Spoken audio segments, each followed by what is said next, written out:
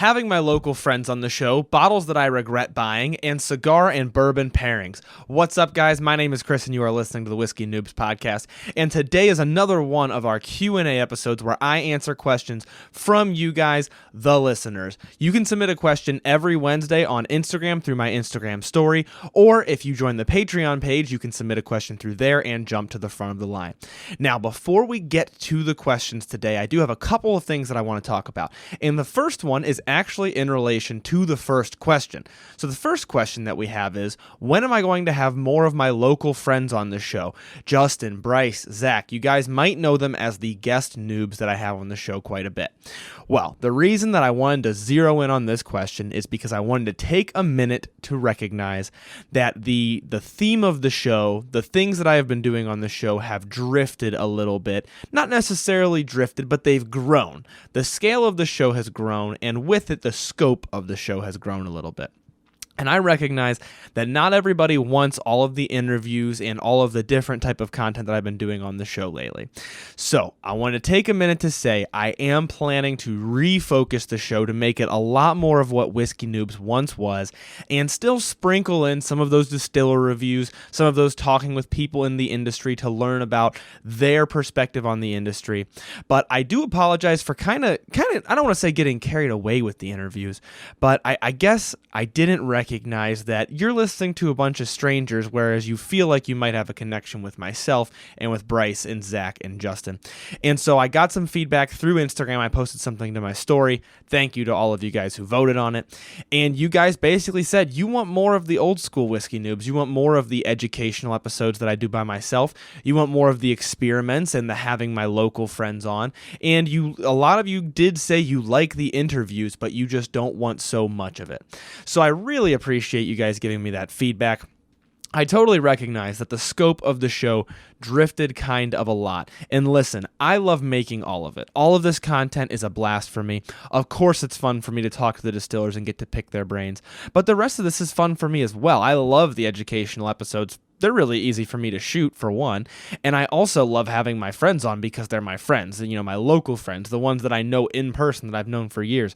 It's easy. So all of that is to say, more of that content is to come. And it was ironic that somebody asks this question actually before I had even asked about what you guys wanted to see a little bit differently. So it was already an indication that you guys wanted to see more of that type of stuff. And I'm letting you know now that you will be getting more of that type of stuff. Thank you for sticking with me through the growing pains, through the ups and the downs. This all started with a microphone in my one-bedroom apartment. I had no idea where it was going to head. And now I feel like we have an established scope. We have what Whiskey Noobs' voice is. There are plenty of podcasts that just talk to people into the industry, just talk about news and the things coming out in the whiskey world, and that is not what this podcast needs to be. There will still be industry professionals, especially on occasion, because I think they're great to kind of sprinkle in as a treat, but I definitely plan to get back more towards what built the Whiskey Noobs podcast in the first place. All right, that's what I will say about that, and that is my answer to that question. It's definitely I'll be having some more friends on the show here soon. Definitely, I will be working on narrowing in the scope of Whiskey Noobs a little bit to that content that you guys want specifically. And that being said, if you have a different opinion or if you want to see something specific, please do not hesitate to let me know. Shoot me an email, whiskeynoobspodcast@gmail.com. You can also, on Spotify, you can respond to this episode and you can put a little comment or a Q&A or however that works. If you just scroll on Spotify, it's right there. And you can also do that. You can comment on wherever you're listening, leave reviews, those sorts of things. And please, if you have a moment to leave a 5-star review, that's super helpful. But that's all I have to say about that. So we will be re-narrowing that scope a little bit and hopefully getting back to that content that you guys are looking for. That being said, I am working on a lot of initiatives to make the quality better. So not just the information that I'm giving you guys. I was giving you guys decent information with a $40 microphone and no camera back in my one-bedroom apartment. I want to bring you guys higher quality. I want to give you guys better cameras. I want to give you guys much better editing than what I currently provide. And all that being said, the audio-only podcast that I was producing while making maybe one TikTok a week. So time time has become very limited. I'm working on getting actual editing, getting you guys better cameras, and getting a better quality podcast, but all of that comes at a cost. So if you've ever wanted to join the Patreon, there has never been a better time. There has never been a time where it would be more important than right now, because I'm currently working on raising the funds to bring in some better editing and also relieve that time that I would spend editing and use it to create better episode ideas and do more research for the episodes and those sorts of things. So if you click the link in the show notes or go to patreon.com/whiskeynoobs, if you're interested, you can join the Patreon through there. And I very, very much appreciate all of you patrons. I can't thank you guys enough, and you're making such a difference that I might be able to be doing these things like getting better editing, those sorts of things. I'm already talking with an editor. Right now, it's just a little bit out of the price range of the podcast to keep it self-sufficient. If I have to, I might throw some personal money at it, as I have with this entire podcast. But we are self-funded, and so Patreon is a very, very helpful way to do that. Okay, that was actually technically the first question, because it was spurred by, when am I going to have my local friends back on the show? But I did skip past our mystery whiskey tasting. I skipped past it because I wanted to get the announcements out of the way. I'm going to do a very quick tasting of a mystery whiskey that has been on the show in the past 2 dozen episodes, and I'm going to give you guys some flavor notes so you can try to guess what it is, which will help you with your blind tasting skills and with narrowing down notes in whiskeys. I'm blabbering too much. I want to drink this whiskey because I've been smelling it this whole time. Let's go. On the nose, I just got like orange soda, which I did not expect. Very fruit forward on the nose. Definitely sweet. I'm going to dive into the palate. On the palate, right off the bat, it's very fruit forward as well. Maybe a little bit of a butteriness.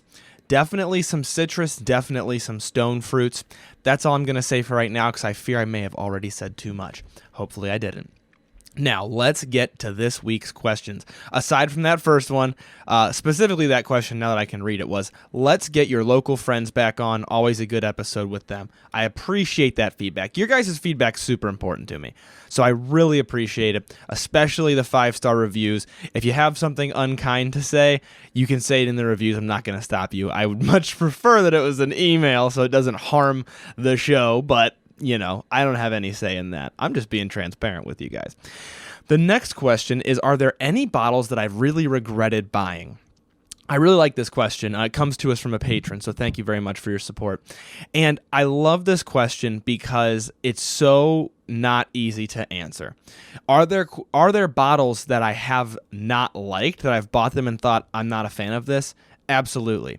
I think the biggest example I talk about all the time is Tenjaku Japanese whiskey. I don't mean to always crap on it. It's not a bad whiskey. I just don't like the way that it tastes. It just has a profile that I don't like. But the thing is, I don't necessarily regret buying it. And so that's where this is a complex question, because there are definitely bottles I wish I didn't. Not that I wish I didn't buy, that I don't like. There are bottles that I don't like. But there aren't many bottles that I wish I didn't buy, because I learned something from the ones that I don't like. Now, the only respect to which I wish I didn't buy them is that I don't just have infinite money. So especially if I spend a lot of money on a bottle and then I don't like it, then a lot of times I'll regret buying it. Here's the flip side of that coin, and this is why I made this a long-form question, because I will do a lightning round at the end and kind of blast through them as fast as I can. The reason this is a long-form question is there's another side to this, and it's, I don't necessarily regret buying them if I put them on my shelf and I can share them with somebody, and somebody will like them better. A great example is Nika Coffee Grain Whiskey. I am not a fan of it. I thought it was very overpriced, but it was interesting. It was just overpriced for me and just not my palate. But on episode, I think it was 129, I let Bryce try some of it, and he thought it was super interesting. He was very like, what is this? And now I know when he comes over, he might want to try some of that again. He might enjoy that, and other people might as well. So there's always kind of a flip side. Maybe it's just because I'm always trying to look for the positive side of things. But most things I don't fully regret buying as long as I think I can find a use for them. I would say the most quote-unquote regrettable purchases are ones that I overspend on because I think they're going to be super good, and then they're just meh. Thankfully, I don't really do anything. I don't think I've ever bought anything off like a secondary market or gouged retail. Because there's a secondary market where somebody buys it and they sell it illegally. That happens, and it shouldn't happen, but it does. Then there's also the retail market that gets gouged, where retailers say we're going to jack up the prices because we know we can. I haven't really bought much of anything on either of those markets, thankfully. But I have bought some stuff that I considered a little bit overhyped. I think the Blood Oath, both of these things were things that I think I just got the batch that people were the least impressed with. So Blood Oath packed number 9, I'm looking at it right now. I really like it. Really good drink. Do not get me wrong, but I'm pretty sure after tax it cost me $150. And I was like, I don't know if it was worth quite that. I still don't necessarily regret it because it's absolutely still, for me, a special occasion drink. I still think it's tasty. Same thing with Booker's. I forget what batch I had, so I can't even tell you, but I remember that it was a batch that was not very good. Still tastes like an expensive bourbon. Still tastes like it should cost more than $50. It does not taste like it should cost $100, which is what I paid for it. So that's kind of where I'm at with regrets. And those are my most common regrets, are ones that are up in that $100 or more range, and they don't necessarily live up to it. Now, Max also asked if I've ever tried Writer's Tears cask strength, and I will just say now that I have not. So I may have to try that at some point in the future. But I haven't tried it, so I can't give any opinion on it. The next question we have is, will I ever post a series of cigar and bourbon pairings? This person says they love both bourbon and cigars. I love this question because it comes at a very convenient time. If you follow me on Instagram, you might have seen that I now post 1 cigar per week. That's because I'm working with one of my friends. His name is Adam. He's at Dreamer Cigars. We have had him on the show. I will look up what episode that is, but he's been on the show, and he's doing like a cigar of the week thing now. And so I am getting those cigars of the week. He's just sending them to me. We are friends. Offline, we're kind of friends as well. We talk and text and things like that, even though we're in different states. So he's sending me them, and I'm posting them, and he gave me a discount code so that you guys can buy them with the discounted code. And I am truly about this. Like, I don't ever take the time to smoke cigars, so when he said he'd send them to me if I posted them, I was like, this is a perfect excuse for me to smoke a cigar once a week.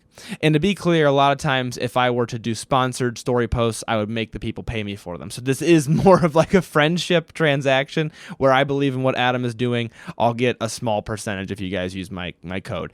But it's not necessarily as much of a business transaction.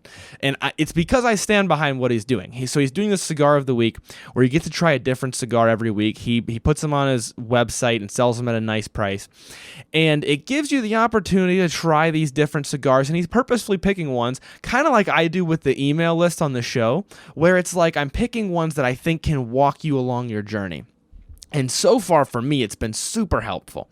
It's been super helpful because it's giving me the opportunity to try things I would not normally try.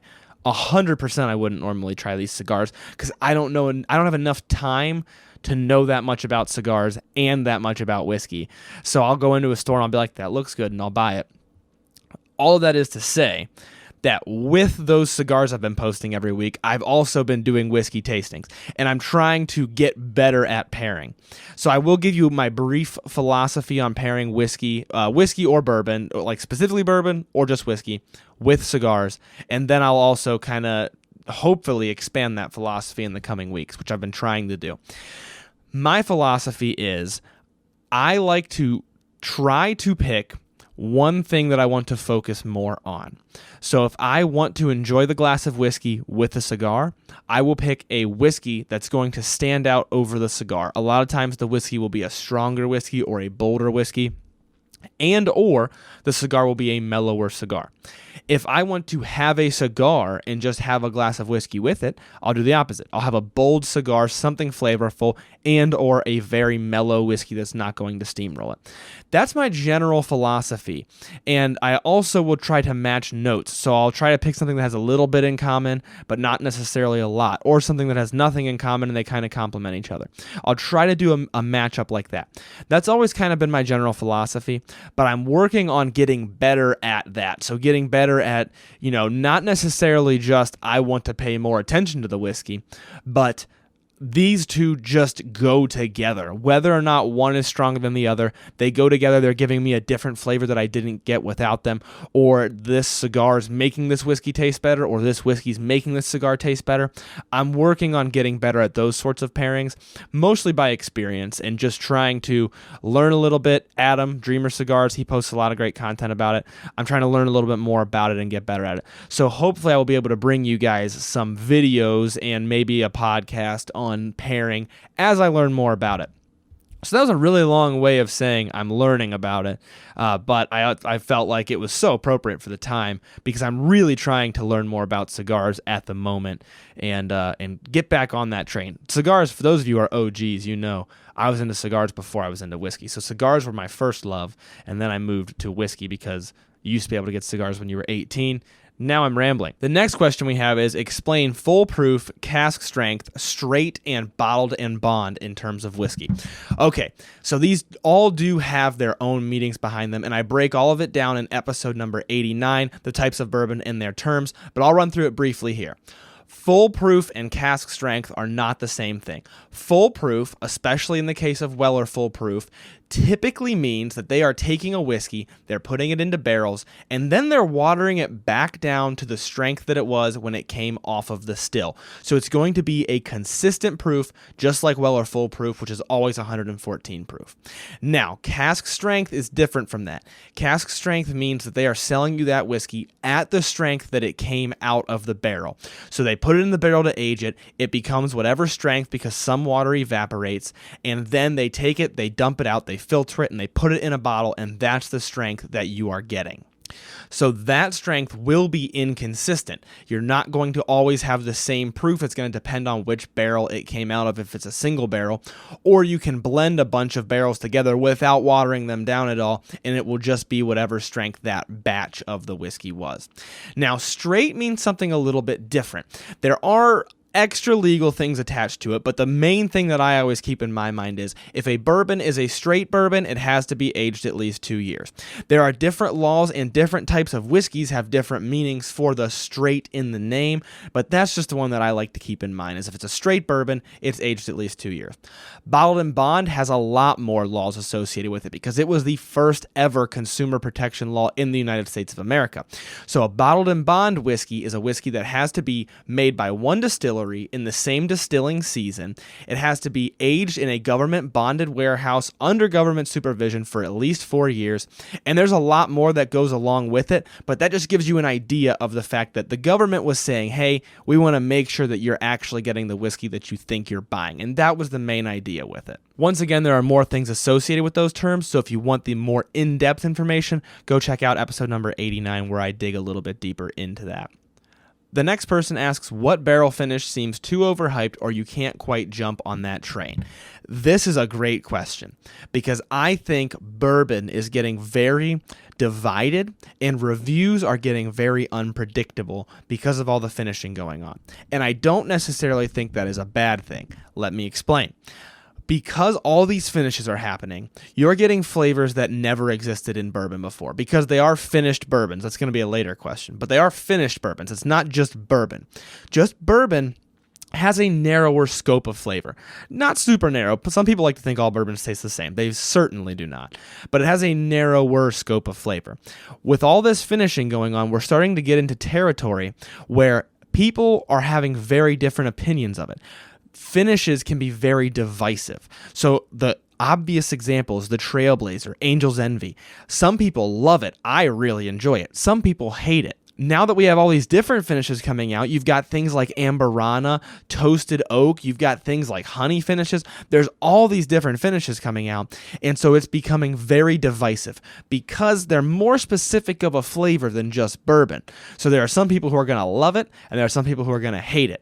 And with any type of finish, there are some people who are going to say that makes it taste better, and there are some people who are going to say it doesn't taste enough like bourbon anymore. So that's where I think things are really getting divided divided.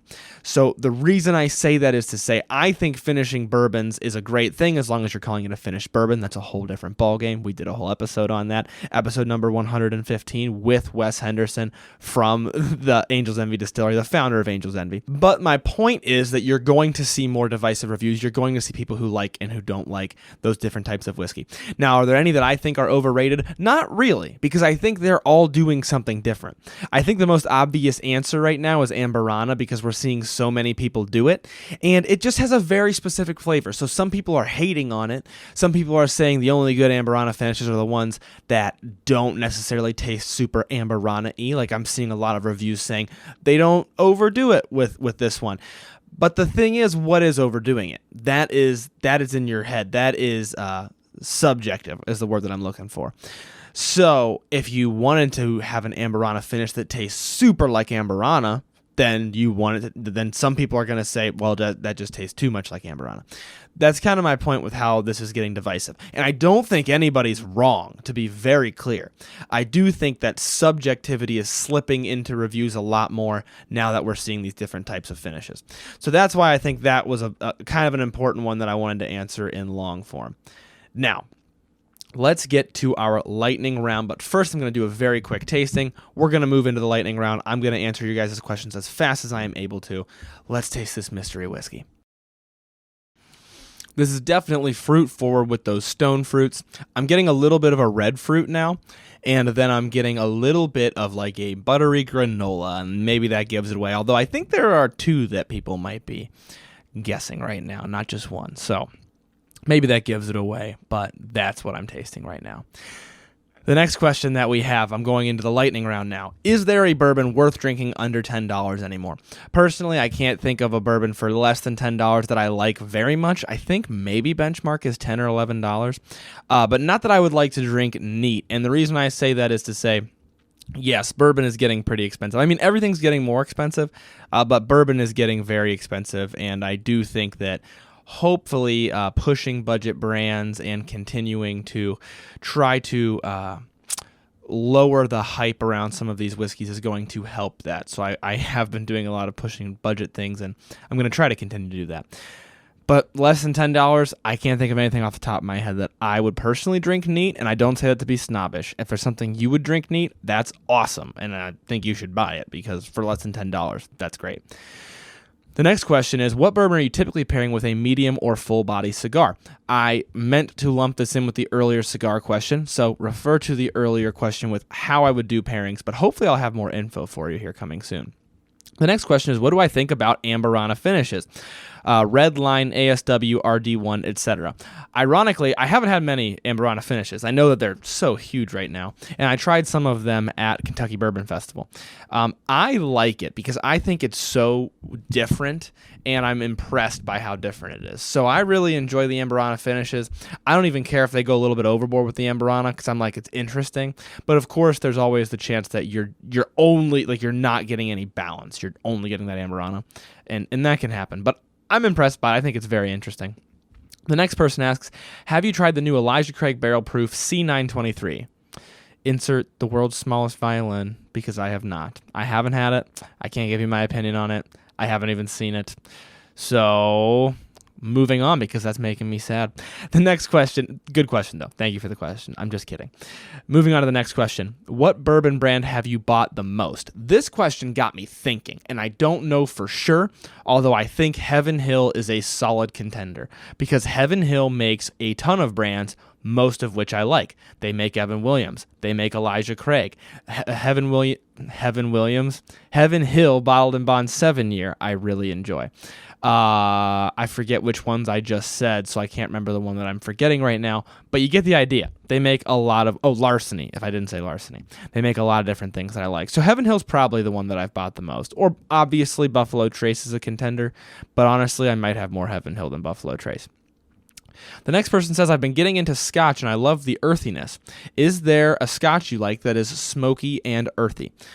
If you like smokiness, you're probably going to want to aim for something kind of peated. Now, because you say earthy, I want to mention briefly Chivas Regal 12 Year, because it has a very grassy type of a note to it to me, herbal, kind of earthy. And I think it's pretty interesting, and it's very inexpensive. But I also will have to mention my current favorite peated scotch, which is Lagavulin 16 Year. Just had that on the show a few episodes ago with Connor from Who Gives a Dram. Let's see what episode that was. Episode number 117 with Connor from Who Gives a Dram. It was a great pour. He recommended that I buy that, and I'm glad that I did. It's so good, it is worth the money. I think it's about $100. It's an expensive one. To me, it's worth the money. The next question is, please share your thoughts on adding a drop of water to open it up or bloom the whiskey. I think adding a drop of water teaches you something about the whiskey. It gives you a different perspective on the whiskey. I do not think that opening up the whiskey is necessary to taste the whiskey. It's a very important distinction to make. Does something chemically happen when you add water to your whiskey? Absolutely. Do you have to do it to see the quote-unquote true flavors of the whiskey? No. That would be the same as me saying you have to add salt to your food in order to experience the real flavor. Salt's going to enhance some things. It's going to make it taste a little bit different, but it's not necessary, especially not if it's a dish that's not meant to have salt added to it. That's the way that I've always looked at adding ice, adding water, all of those things. Good question, though. The next question is, what are my thoughts on waiting in lines at lotteries or allocated drops and camping out? I've done it. And I don't have a problem with it. I know that there's so many debates about the correct way to wait in line, leaving chairs, leaving different things in your place in line. Is that okay? Is it not?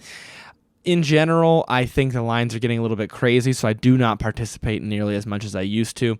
But I do think it's an honest way to get whiskey. I don't have to wait in line for lotteries, though, because Ohio doesn't do it that way. So I'm speaking from an Ohio perspective, where if you wait in line, sometimes an hour before, you might get something good.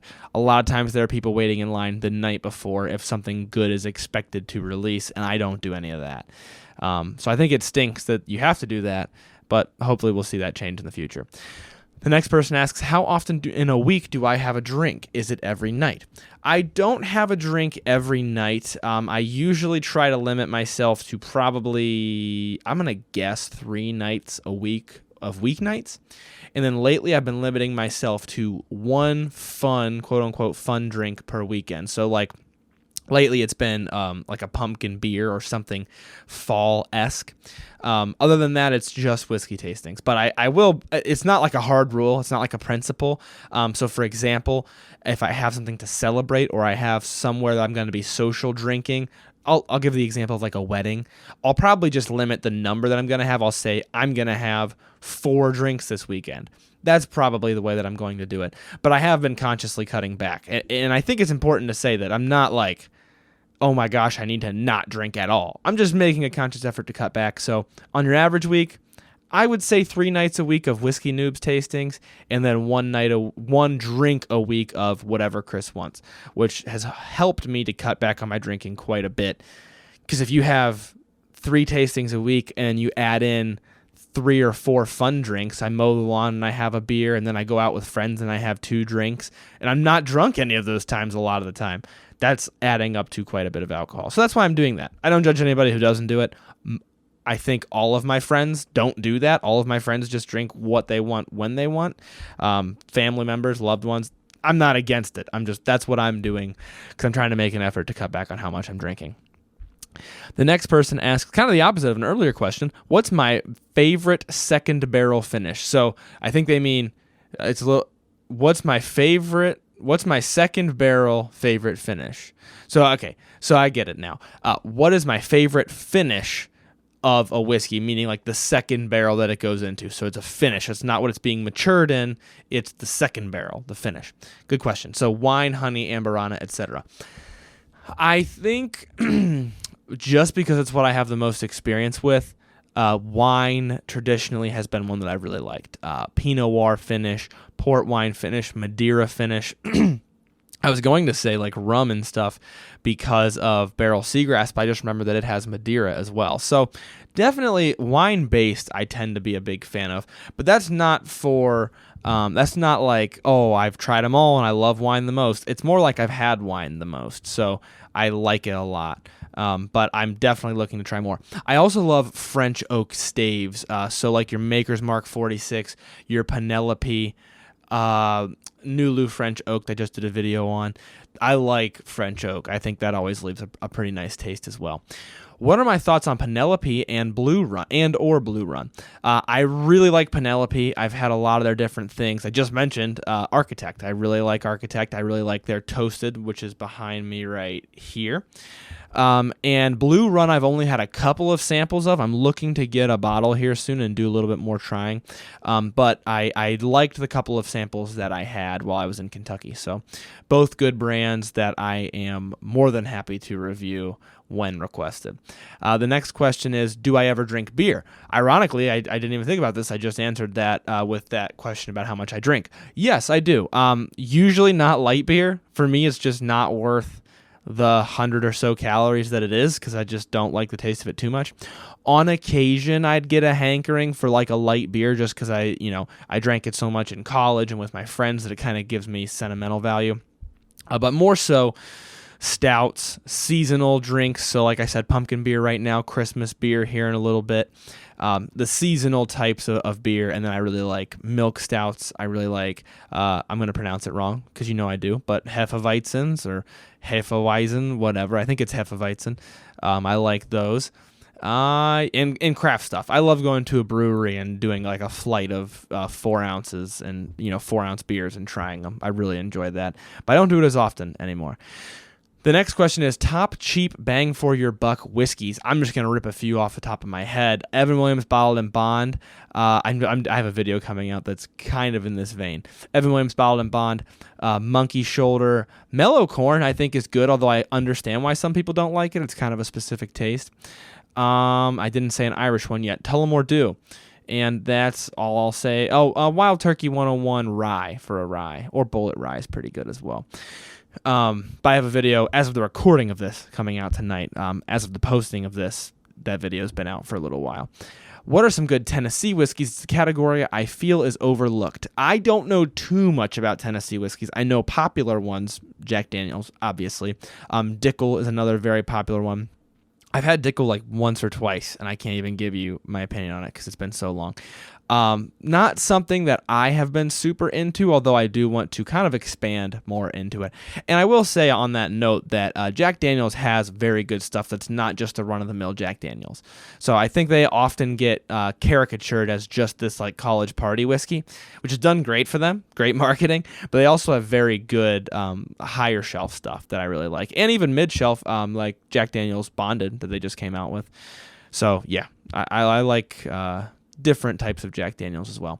Have I tried any Peerless stuff yet? I did try a couple samples at the Kentucky Bourbon Festival. I remember it had a lot of flavor, a lot of body. I really enjoyed it. That's all that I've had, though. And I can't bring myself to come off too much money for some of those bottles. They have some expensive ones. But maybe I will now that I've tried it. And I know it's decent.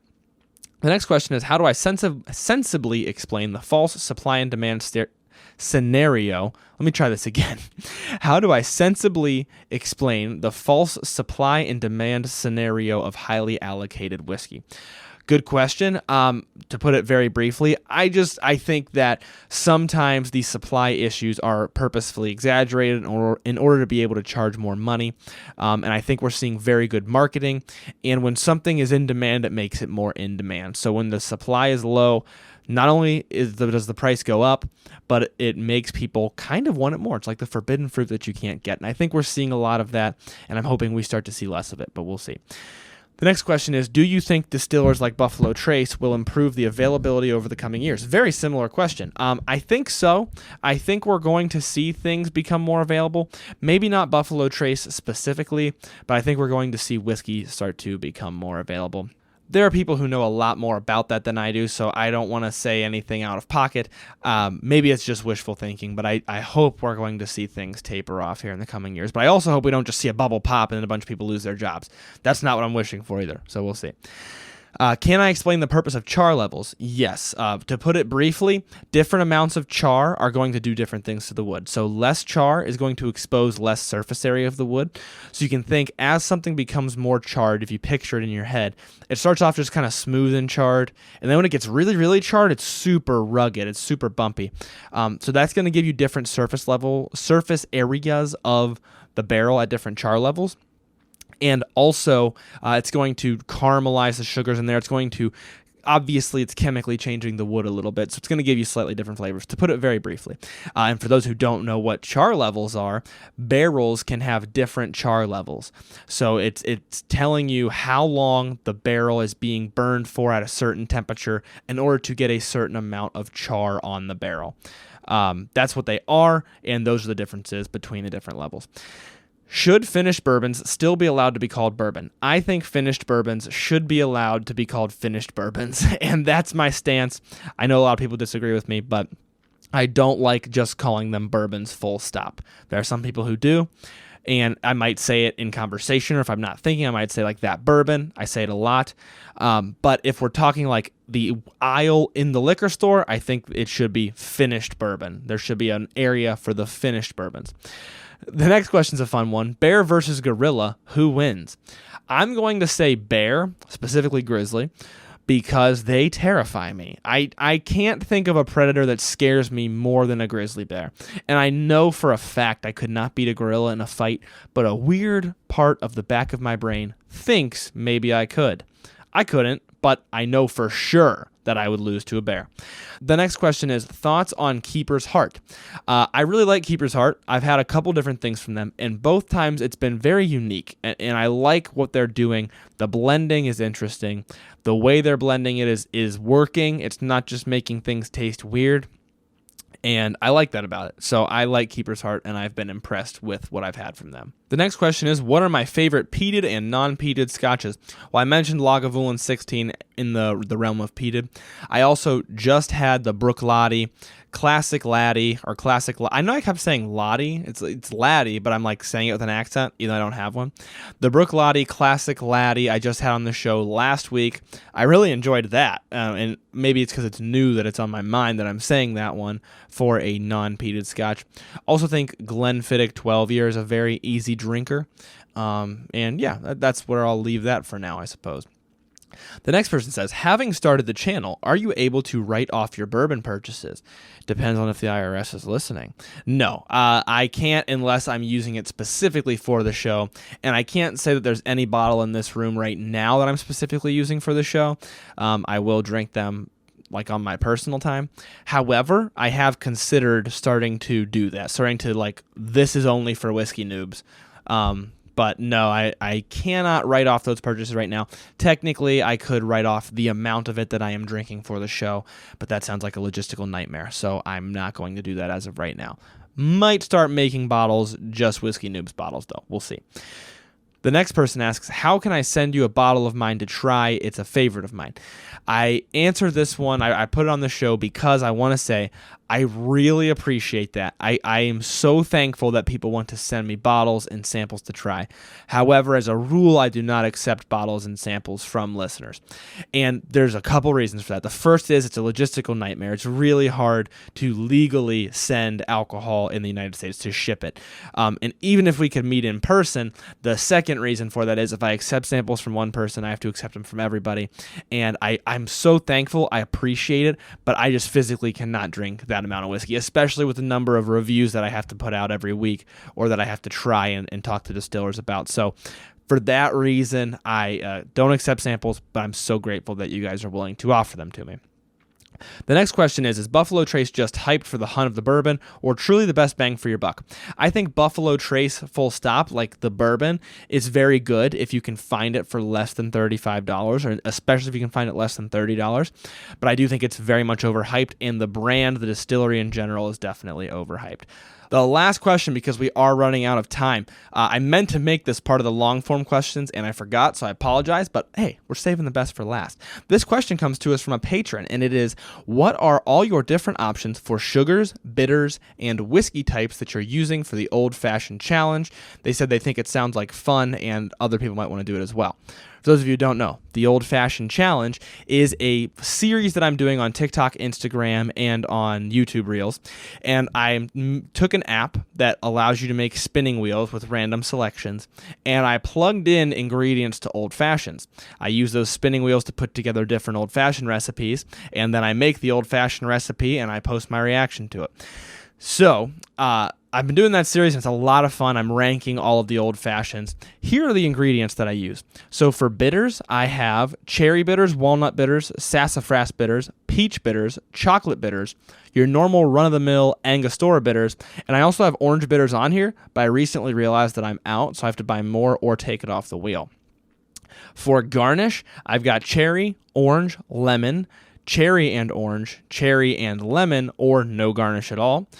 And for syrups, I have brown sugar syrup, cherry syrup, which is just like from the cocktail cherries, maple syrup, and then normal syrup, simple syrup, made just with sugar. And then for whiskeys, I've got finished bourbon, high rye bourbon, wheated bourbon, just bourbon that doesn't say whether it's high rye or finished or wheated, none of those specific categories, but just bourbon. And then I've got rye, and I also have finished rye, but I might take finished rye off the list because right now my only finished rye is barrel seagrass, and that seems a little bit unfair because I love barrel seagrass, and so I feel like I'm always going to rank it high, and it's because I like it so much. So I might take finished ryes off that list, but those are what I'm using at home, and so if you want to try it yourself, I highly recommend it. It's been a lot of fun. All right. Those are all the questions. Let's dig into this mystery whiskey tasting one more time, and then we're going to get out of here. So I've already mentioned, this is fruit forward. It definitely has a little bit of what I will call maltiness to it. Granola, buttery, sweet, those sorts of things. And I'll add in that it almost has a little bit of a cocoa note, a little bit of a chocolatey note to it that makes it a little bit different. And the reason I add that in is you may have narrowed it down to something with single malt in it. I don't even want to say Scotch. Something with single malt in it. That might be Borrowed Page Volume 2, which we just had on the show not long ago. That might be Virginia Distillery Company's Courage and Conviction, which we also just had on the show. Hopefully you narrowed it down to those two. If you didn't, no worries. Practice makes perfect. But if you did, which one did you guess? I'll give you one more second to decide. This is Virginia Distillery Company's Courage and Conviction American Single Malt, and it is delightful. That's why I wanted to have it again, because I wanted to try it again, because I haven't had it since that episode, and it is as tasty as I remember. It's very interesting. I love where American single malts are going. I think they're a lot of fun, and I'm excited to see where that category of whiskey goes. That's all the time that I've got for this episode, though, guys. So thank you so much to everybody who submitted questions and who continues to submit questions through Instagram, once again, every Wednesday at whiskey_noobs. On my story, I post a sticker. You can click on the sticker. You can submit your question. If you want to jump to the front of the line, please join that Patreon page. Please consider joining. Just go check it out at the link in the show notes. It is hopefully going to help to really expand this podcast and really bring you guys some higher quality content, which I'm really looking forward to. That is all that I have time for right now, though, guys. So thank you so much for listening. I will leave you with learn to drink, drink to learn. Thank you guys for listening to another episode of Whiskey Noobs. If you need more Whiskey Noobs content in your life, make sure you check out our Patreon page in the show notes. And if you like the show, please make sure to leave a 5-star rating or review. It only takes a couple of minutes, and they're way more helpful than people realize. If you want to do tastings alongside the show, make sure you join the email list by sending an email to whiskeynoobspodcast@gmail.com with a subject line that says email list. You'll receive monthly emails with a list of the whiskeys that will be featured throughout the month so that you can buy them ahead of time. You can also find more Whiskey Noobs content on Instagram at whiskey_noobs and on TikTok at Whiskey Noobs Podcast. Once again, thank you guys for listening. The Whiskey Noobs Podcast does not support underage or otherwise irresponsible consumption of alcohol.